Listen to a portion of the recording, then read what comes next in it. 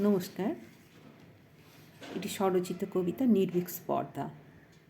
এই কবিতাটি লিখেছিলাম কৃষক আন্দোলন 2019-20 সালে, যেটি দিল্লিতে হয়েছিল। দিল্লির চারিপাশে যে রাজ্যগুলিতে আছে কৃষিপ্রধান রাজ্য, সেখানেই ঘটেছিল এবং দিল্লিতে তার আঁচ পড়েছিল, রাজধানীতে।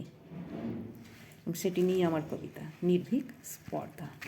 কি স্পর্ধায় সূর্য দূর থেকে আকাশে চোখ রাঙায় নির্ঘোষ প্রতাপে। বেলা যত বাড়ে তেজ তত বাড়ে বহুগুণে, মানুষ পশু পক্ষী আশ্রিত কোণে কোণে। দন্ত দপ্তরে কর্মরত বাঘপটু স্পর্ধিত জীবটা শুকিয়ে পড়ে থাকে লেপ্টে। রজস্বলা ধরিত্রী ফেটে চৌচির বিন্দু বিন্দু জলের খোঁজে। কি স্পর্ধায় জন্ম নেয় ঢেউর পেটে ঢেউ, ফুলে ফেঁপে ওঠে সমুদ্রের বিশাল জলরাশি, ও স্পর্ধিত জাহাজ ভাসে তারও উপরে।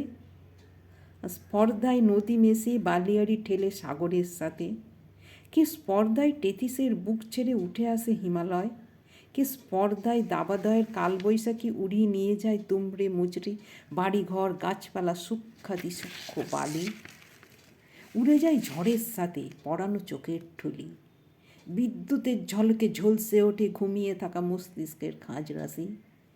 কি স্পর্ধায় নির্ভীক খালসার দল ডিগ্রি বর্ডারে রইল দিনের পর দিন। স্পর্ধিত শীত ও স্পর্ধিত রাজরক্ষী মেরেছে বিষাক্ত ছোবল, তবু টলেনি খালসা বাহিনী। না পাওয়ার যে দানে স্পর্ধা, স্পর্ধা মানুষের রক্তে। নির্ভীক স্পর্ধা হাড়ে মজ্জায়, তাই তো তাদের মাথা উঁচু করেছে তারা দাবি আদায়। নমস্কার।